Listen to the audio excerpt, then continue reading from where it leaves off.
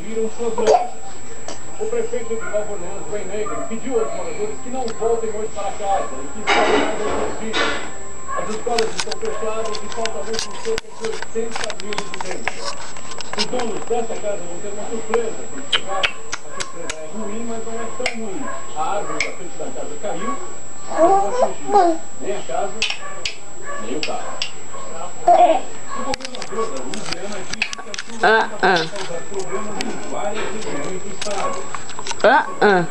O nível da água está subindo rapidamente. Vinícius. Na costa, o furacão danificou refinarias de petróleo, mas os estragos foram menores do que se temia. E a produção não foi paralisada. Hoje até 7 graus acima da média nesta quarta-feira em quase todo o Brasil. A circulação desses mais benefícios se distribui pelo país o assim da região da linha de Equador.